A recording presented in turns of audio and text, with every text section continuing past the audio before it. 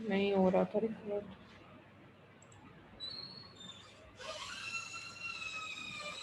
It is very difficult to record lecture from department internet.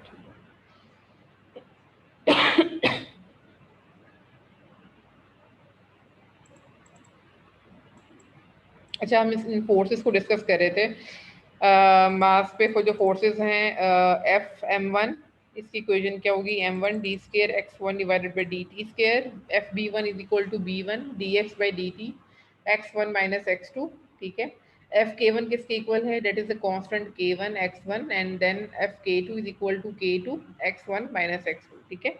अब ये जितने भी फोर्सेस हैं, इन फोर्सेस का जो सम है वो इक्वल है अप्लाइड फोर्स के। अच्छा, अप्लाइड फोर्स यहाँ पे चूंकि प्रेजेंट है, that is F of T, F one T, F F one T के इक्वल है। ठीक है। तो F one T is equal to, ठीक है, जितनी भी ये ओपोजिंग फोर्सेज हैं ये आपके पास एक साइड पे रहेंगी, that is on the right side, और जो अप्लाइड फोर्स है on the left side, that is F one T is equal to M one. इन सारी फोर्सेस को कर देंगे सम करने के बाद क्या करेंगे? इनका लेंगे इस पूरी इक्वेशन का लाप्लास ट्रांसफॉर्म। अब जरा इसको देखना है कि इसकी जरा प्रैक्टिस भी हो जाएगी लाप्लास ट्रांसफॉर्म की थोड़ी सी।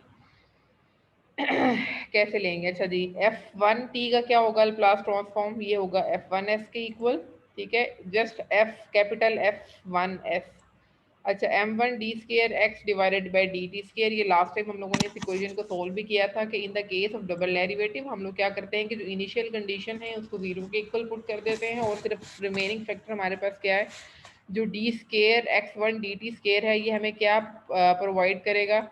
ये इक्वल होगा सिर्फ S square X one of S, S square X one of S. अच्छा, उसके बाद जो डेरिवेटिव है डिस्प्लेसमेंट का,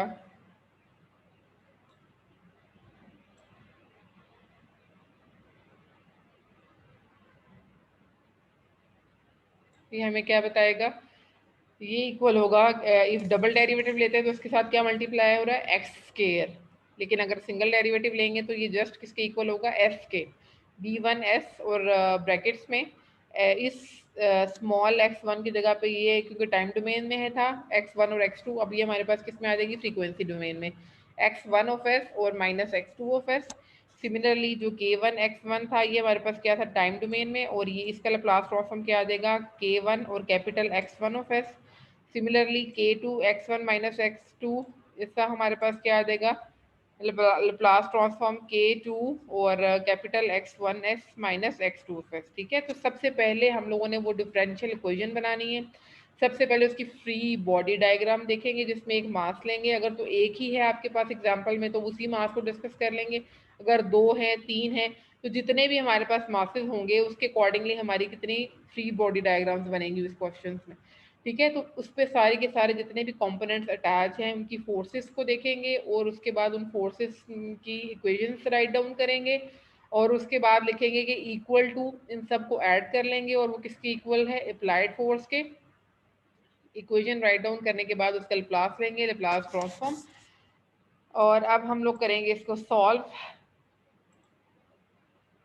अच्छा, इसको सॉल्व कैसे करेंगे? इसमें जितने भी एक्स वन वाले, एक्स वन ऑफ एस वाले फैक्टर्स हैं इनको हम लोग सेपरेट कर लेंगे, like x one of S वालों को सेपरेट कर लेंगे, और उसके बाद हमारे पास जो, इसको ये कट डाउन है इसमें से। ठीक है। इसी तरह जो एक्स टू एस वाले जो कंपोनेंट्स थे, जो फैक्टर्स थे, उनको सब हम लोग कंबाइन कर लेंगे, मतलब एक्स वन एस को अलग कर लेंगे, एक्स टू ऑफ एस को सेपरेट कर लेंगे। उसके बाद नेक्स्ट क्या करेंगे? अच्छा, ये होगी इक्वेशन नंबर वन। अच्छा, अब हम लोगों ने नेक्स्ट क्या करना है कि जो मैथ M2 था, अगेन उसमें से देखेंगे। अब ये आप लोगों ने खुद से बताना है। अच्छा, एक अगर मैथ M2 को देखें तो इसमें हमारे पास कौन कौन सी फोर्सेस हैं, कौन कौन से कंपोनेंट्स अटैच हैं? एक तो विस्कस डैम्पर है B1, दूसरा हमारे पास स्प्रिंग अटैच है, डेट इज K2, थर्ड हमारे पास क्या है? ये एक और विस्कस डैम्पर है, डेट इज B2, और इसके अलावा एक फोर्स होगी जो कि इस अपने मास की वजह से होगी, लेकिन इसके ऊपर कोई एक्सटर्नली अप्लाइड फोर्स नहीं है। ये देख लेना आप लोगों ने, M1 के साथ तो अटैच थे, यहाँ पे हमारे पास एक्सटर्नल अप्लाइड फोर्स, ये देखें ये इसकी राइट डायरेक्शन में, लेकिन ये हमारे पास क्या है? यहाँ पे कोई भी फोर्स शो नहीं की हुई। ठीक है।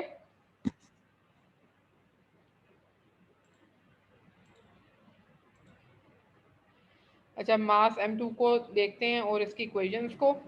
तो उसके लिए फ्री बॉडी डायग्राम अभी देखते हैं कैसे बनी हुई है। अच्छा, एक इसमें हमारे पास FM2 है। मैंने क्या बताया कि सारी की सारी जो जितनी भी कंपोनेंट की वजह से फोर्सेस हैं वो ऑपोजिट डायरेक्शन में हैं, ठीक है। M2 है, ये हमारे पास क्या है, ऑपोजिट डायरेक्शन में। B1 जो है वो ऑपोजिट डायरेक्शन में। अच्छा, अब नॉर्मली क्या होता है, अब ये पिक्चर में ऐसा नहीं है। हम लोग अगर एक सिस्टम सारा का सारा कनेक्टेड है, मैसेज कनेक्टेड है, स्प्रिंग कनेक्टेड है, हम एक ही दफ़ा सिस्टम पे फोर्स अप्लाई करते हैं और उस फोर्स की वजह से दोनों मूव करेंगे, दोनों में डिस्प्लेसमेंट आएगी, मतलब M1 में भी आएगी, M2 में भी। लेकिन जब हम लोग मॉडलिंग कर रहे हैं तो हम लोग उसको साइमल्टेनियसली नहीं देख रहे हैं। मतलब ये कि हम लोग ये अज्यूम नहीं करें कि एक ही टाइम पे दोनों का एनालिसिस कर रहे हैं। अब वो जो फोर्स अप्लाई की थी इसकी वजह से M1 में भी डिस्प्लेसमेंट आ चुकी है और M2 में भी डिस्प्लेसमेंट आ चुकी है। लेकिन ये कि हम लोग जब उसका एनालिसिस करेंगे, पेपर वर्क करेंगे, उसकी मैथमेटिकल मॉडलिंग करेंगे तो उन दोनों का एनालिसिस अलग अलग से करेंगे कि पहले उसकी फ्री बॉडी डायग्राम। तो आप लोग के माइंड में अगर ये क्वेश्चन आता है कि जी इस पे तो कोई फोर्स ही नहीं है तो ये डिस्प्लेसमेंट कैसे आ जाएगी M2 में। जब हम लोगों ने, क्योंकि ये सारे के सारे कंपोनेंट्स कनेक्टेड है ना, आपस में इंटरकनेक्टेड है, मास है, स्प्रिंग है, जितने भी कंपोनेंट्स है, लेकिन उसका जो एनालिसिस है वो सेपरेटली हम लोग कर रहे हैं। तो अगर हम लोग एक सिस्टम पे या मास पे, मैस M1 पे अगर हम लोग देखते हैं प्रैक्टिकली, अगर देखें तो उस पर फोर्स अप्लाई कर रहे हैं तो ऑब्वियसली जितने भी इसके साथ कंपोनेंट्स होंगे सब में डिस्प्लेसमेंट या मूवमेंट आएगी। लेकिन पेपर वर्क के लिए उसका एनालिसिस जो है वो हम लोग सेपरेट करेंगे। इसलिए अपने माइंड में ये रखना है, फोर्स तो उसके साथ अटैच है लेकिन उसकी मूवमेंट की वजह से आगे डिस्प्लेसमेंट आ रही है M2 में, ठीक है। अच्छा, अब ये इसमें जितने भी फोर्सेस हैं, क्या मैंने बताया कि जितने भी कंपोनेंट की फोर्सेस हैं that are acting in opposite direction. तो हमारे पास FM2 की इक्वेशन, इसकी इक्वेशन राइट डाउन कर लेंगे। सबसे पहले FM2 की इक्वेशन हमारे पास क्या है, ये कैपिटल M2। अब चूंकि ये डिस्प्लेसमेंट x2 है M2 के लिए, इसलिए हम जितनी भी इक्वेशन हैं हमारे पास यहाँ पे वो x2 यूज करेंगे, नॉट ऑफ x1, ठीक है। तो फर्स्ट वाली इक्वेशन क्या होगी, that is M2 d square x2 divided by dt square. FB1 की इक्वेशन क्या होगी कि हमारे पास जो विस्कस डैम्पर B1 की वजह से है। अच्छा, यहाँ पे मैंने क्या बताया था, अब ये जो B1 है विस्कस डैम्पर, ये मास M1 के साथ भी कनेक्टेड है और M2 के साथ भी कनेक्टेड है। पहले हम, लेकिन इसके दोनों एंड्स क्या है, फ्री। पहले हम लोगों ने जब मास M1 को डिस्कस किया था तो उसके लिए हम लोगों ने B1 की फोर्स को जब डिस्कस किया तो हम लोगों ने क्या लिया, d/dt x1 माइनस x2। लेकिन जब हम डिस्कस करेंगे विद रिस्पेक्ट टू M2 और उसका डिस्प्लेसमेंट क्या है, x2। अब हमारे पास जो रेफरेंस मास है वो हमारे पास क्या है, M2 है और उसकी डिस्प्लेसमेंट x2 है। इसलिए वहां पे हम क्या लिखेंगे, d/dt x2 माइनस x1, ठीक है। तो ये बहुत इंपॉर्टेंट पॉइंट है ये देखना कि हम लोग कौन सी मास की बात कर रहे हैं और उसके ऑपोजिट जो उसके जो आउटपुट है, जो उसकी डिस्प्लेसमेंट है वो कौन सी है। अगर हम लोग M2 की बात करें और उसकी डिस्प्लेसमेंट x2 है तो हम लोग x2 माइनस x1 लिखेंगे। अगर हम लोग मास M1 की बात करें और उसकी डिस्प्लेसमेंट x1 है तो हम किसकी बात करेंगे, x1 माइनस x2। तो हम लोगों ने रेफरेंस देख लेना है कि वो हमारा कौन सा मास है और उसके साथ कौन सी डिस्प्लेसमेंट है, उसके साथ अटैच है। अच्छा, अब ये देखेंगे एफ ऑफ बी टू के लिए अगर थोड़ा सा लॉजिकल देखें, मुझे पीछे से दोबारा से ये वो उस डायग्राम को मैं ये चाह रही हूँ ताकि आप लोगों को ना वो पॉइंट समझ आ जाए।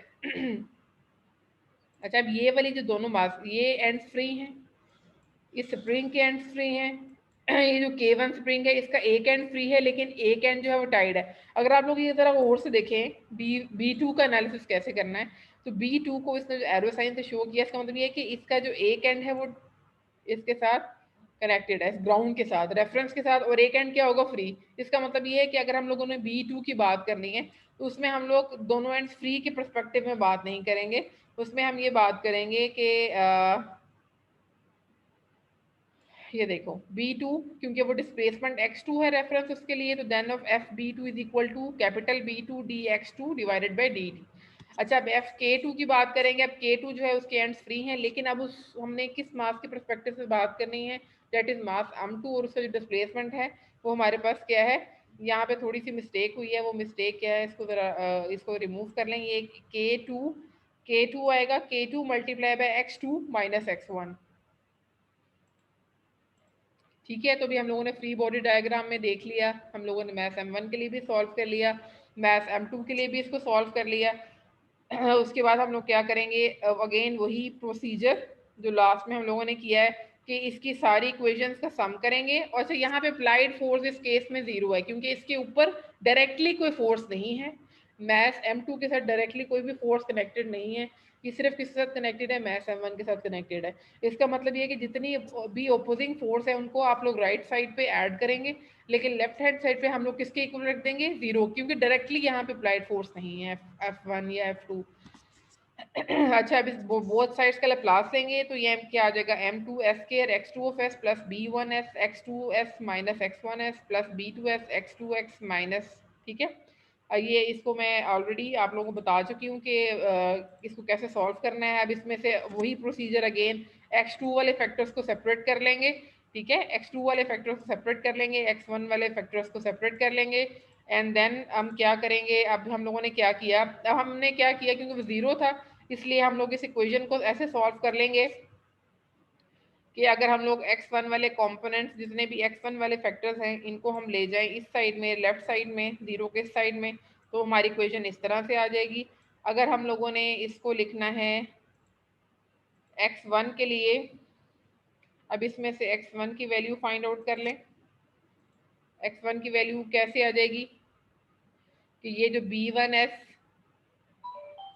B1S प्लस K2 है, ये इसकी डिवाइड हो जाएगा इस साइड पे और ये आ जाएगी इक्वेशन 2। अब यहाँ से हमने ये वैल्यू उठानी है x1 की ये वाली वैल्यू यहाँ से लेंगे, और जो पहले हम लोगों ने इक्वेशन लिखी है इक्वेशन नंबर 1, उस इक्वेशन में हम लोग क्या कर देंगे, इसको सब्स्टिट्यूट कर देंगे, ठीक है। सब्स्टिट्यूट इक्वेशन 2 इंटू इक्वेशन 1, वहाँ पे हम लोग क्या करेंगे, x1 की जगह पे इसकी जो वैल्यू है उसको पुट कर देंगे। उसको पुट करेंगे तो क्या होगा, यहाँ पे इसको सॉल्व करेंगे, इसीलिए मैंने ये सारा न्यूमेरिकल्स जो हैं वो उसको कम्प्लीटली सॉल्व किया ताकि आप लोगों को बाद में प्रॉब्लम ना हो, एक दफ़ा आपको समझ आ जाए कि कैसे इसको सॉल्व करना है। अल्टीमेटली जो हम लोगों ने निकालना है कॉमन, वो क्या निकालना है, इसमें सिर्फ x2 ओवर F1S निकाला है, तो आप लोग x1 ऑफ F भी निकाल सकते हैं, ठीक है। तो अल्टीमेटली हम लोगों ने क्या फाइंड आउट किया है, x2 of S divided by F of S, ठीक है, ये इसका ट्रांसफर फंक्शन निकाल दिया है। अच्छा, इस केस में हमारे पास ये भी ट्रांसफर फंक्शन निकाल सकते थे अगर तो मेंशन हो कि x2 ऑफ एस निकालें डिवाइडेड बाय एफ एस या x1 of S divided by F S. अगर ये मेंशन नहीं है तो आपको क्या करना पड़ेगा, दोनों के दोनों ट्रांसफर फंक्शन निकालेंगे, x2 ऑफ एफ भी निकालना पड़ेगा और x1 ऑफ एफ भी फाइंड आउट करना पड़ेगा, ठीक है। तो इसके लिए आप लोगों ने क्या करना है, आप लोगों का टास्क क्या है, ये क्वेश्चन लेंगे आप लोग, इसकी फ्री बॉडी डायग्राम, इसका जितना भी मैथमेटिकल ये स्टेप्स हैं अभी इसमें इसमें सारे के सारे स्टेप्स इसमें गिवन है, इन स्टेप्स को आप लोग सॉल्व करेंगे। अगर कहीं भी आपको प्रॉब्लम आएगा तो आप लोग मुझसे पूछ लेंगे। अच्छा, नेक्स्ट क्वेश्चन है, ये आप लोगों की बुक में से है, ओगाटा में से, और ये एग्जाम्पल है 3.4, ऑब्टेन द ट्रांसफर फंक्शंस। अच्छा, इसमें हमने देखा कि इसमें हमारे पास भी मैसेज दो ही हैं, मास एक M1 है एक M2 है। और सबसे पहले जो है वो हमेशा मॉडल का एनालिसिस करना ज़रूरी है before to start with the mathematical modelling. उसकी करने से पहले उसका एनालिसिस करना ज़रूरी है। एक हमारे पास मास M1 है, इसके साथ क्या क्या अटैच है, एक तो K1 अटैच है, उसके बाद हमारे पास एक स्प्रिंग K2 अटैच है, उसके बाद एक विस्कस डैम्पर है B। मैंने क्या बताया था कि यहाँ कांस्टेंट से हमें कोई फर्क नहीं पड़ता, कांस्टेंट चाहे कैपिटल बी हो, चाहे स्मॉल बी हो, चाहे एफ बी हो, चाहे वी हो, what ever the value of constant, आप लोगों ने वो जो कांस्टेंट पिक्चर में गिवन है वो आप लोगों ने उस क्वेश्चन में उस कांस्टेंट को सब्स्टिट्यूट कर देना है। अच्छा, यहाँ पे फर्क नहीं पड़ता कि अगर मैथ M1 है, कैपिटल M1 है, ये सिर्फ M है, यहाँ से ये फर्क नहीं पड़ता कि अगर अप्लाइड फोर्स जो है वो U है, ये F है, या वट एवर, तो इन ये चीज़ें सिर्फ एक कांस्टेंट को शो करेंगी। तो सबसे पहले हम लोग क्या करेंगे, इसको स्टेप बाय स्टेप देखेंगे। सबसे पहले क्या करेंगे, that is we will draw the free body diagram for math M1।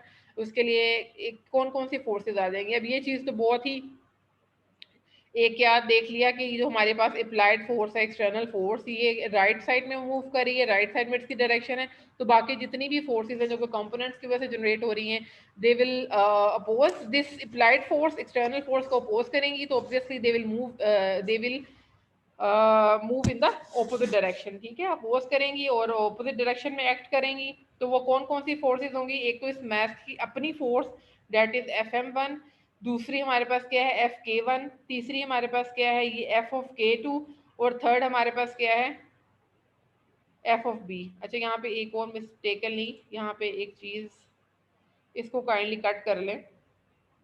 अगर मैं F1 फोर्स जो इसकी वजह से ये क्या एफ बी के साथ ये नहीं लिखना, ये जब आगे फोर्स की इक्वेशन लिखेंगे ना तो उसमें हम लोग ऑटोमेटिकली हमारे पास आ जाएगा। अभी यहाँ पे सिर्फ फोर्सेस को रिप्रेजेंट करना है, अभी यहाँ पे x1 x2 का कोई चक्कर नहीं है, अभी सिर्फ फोर्स को रिप्रेजेंट करना है। मतलब अगर मैथ की वजह से आ रही है तो डेट इज एफ m1, अगर हमारे पास विस्कस डैम्पर की वजह से आ रही है तो वो क्या होगी एफ बी, अगर हमारे पास आ रही है स्प्रिंग की वजह से तो वो क्या होगी एफ के वन। अच्छा, अगर हमारे पास आ रही है के टू की वजह से तो ये हमारे पास क्या हो जाएगी के टू। ठीक है, तो ये जो मैंने आपको पॉइंट बताया इसको यहाँ से आप लोग रेस कर लीजिएगा।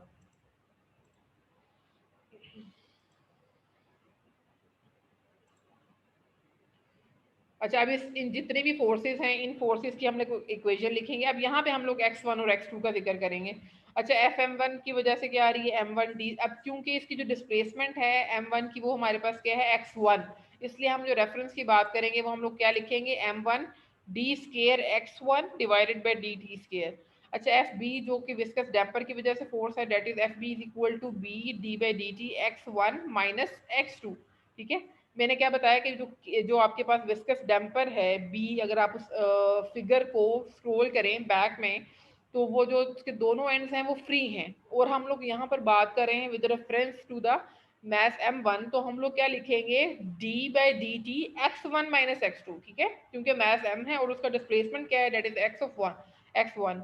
अच्छा, अगर k की बात करेंगे k1 की बात करेंगे, जो k1 है इसका वन एंड टाइड है और वन एंड जो है वो फ्री है, इसका मतलब ये है कि इसमें सिर्फ एक डिस्प्लेसमेंट को शो करेंगे जो कि with respect to mass m1 होगी, तो F K one is equal to के वन एक्स वन। ठीक है, next point F K to जो है वो हमारे पास क्या आ जाएगा इज इक्वल टू, अब k2 जो है both ends are free and if we are talking about the math with reference to the math m1, तो k2 multiply by x1 minus x2।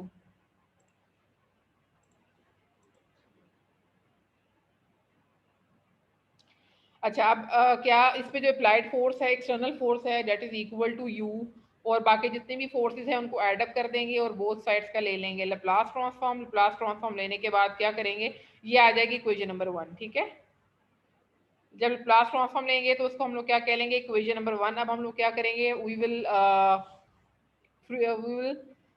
Draw the free body diagram for math m2। अच्छा, m2 में कौन कौन सी थी, एक तो उसकी अपनी फोर्स है डेट इज एफ। अब मैंने क्या बताया कि जो u फोर्स थी अप्लाइड फोर्स, अभी लास्ट क्वेश्चन में भी ये डिस्कस किया है कि वो डायरेक्टली कनेक्टेड नहीं है m2 के साथ, जब वो m1 के साथ कनेक्टेड है तो जब वो डिस्प्लेसमेंट आएगी उसमें मूवमेंट आएगी, तो उसके साथ जितने भी कंपोनेंट्स बाकी अटैच है तो वो सबके सब में डिस्प्लेसमेंट आएगी, उनमें मूवमेंट आएगी। तो m2 के साथ u जो है एक्सटर्नल फोर्स वो डायरेक्टली अटैच नहीं है, इसलिए यहाँ पे मैंने कहीं भी m2 के साथ u का जिक्र नहीं किया। m2 के साथ क्या आएगी, एक तो फोर्स आएगी एफ m2, दूसरा इसके साथ एक तो विस्कस डैम्पर b भी कनेक्टेड है उसकी फोर्स आएगी, एक स्प्रिंग है डेट इज k2, और एक और स्प्रिंग है जो कि f ऑफ k3। अब इनकी इक्वेशंस को राइट डाउन कर लेंगे, कैसे राइट डाउन करेंगे, अगेन एफ m2 के लिए जो फोर्स थी वो क्या थी m2 d square x2 divided by dt square. ठीक है, ये 2 है। ठीक है, अगर मास m2 है और उसकी डिस्प्लेसमेंट जो है वो x2 है, तो अब हम जितनी भी डिस्प्लेसमेंट की बात करेंगे वो मास m2 की रिगार्डिंग बात करेंगे, तो क्या लिखेंगे m2 d square x2 divided by dt square. अच्छा, एफ ऑफ k3 क्या लिखेंगे, इसका वन एंड टाइड है और वन एंड फ्री है डेट इज, तो लेकिन हम यहाँ पे डिस्प्लेसमेंट की क्या बात करेंगे, F k3 is equal to k3 x2। अच्छा, नेक्स्ट है F K two is equal to, अब के टू जो है उसके बोथ एंड फ्री हैं, लेकिन यहाँ पे हम बात कर रहे हैं with respect to mass m2, इसलिए हम लोग क्या लिखेंगे इक्वेशन x2 माइनस x1, और विस्कस डैम्पर जो है ये हमारे पास क्या आ जाएगा x2 माइनस x1। अब ये सारी फोर्सेस हम लोगों ने यहाँ पे राइट डाउन कर दी, और इस फोर्सेस के बाद क्या करेंगे, इनको ऐड अप कर लेंगे। यहाँ पे जो अप्लाइड फोर्स है यहाँ पे 0 के इक्वल है, बाकी सारी फोर्सेस को ऐड कर लेंगे। और मैंने क्या बताया, जैसे लास्ट में है इनका सेम ही मेथड है, जब इनको सॉल्व करेंगे वो भी सेम मेथड है। ठीक है, इन इक्वेशंस को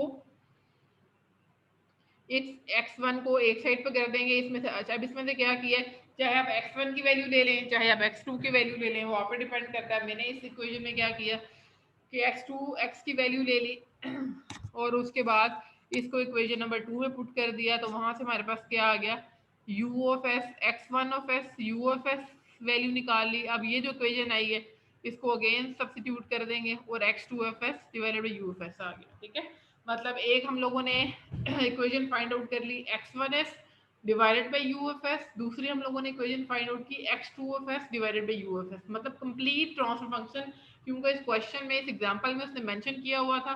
तो find out the transfer function s2s divided by ufs find out करेंगे, and second one x1 divided by ufs।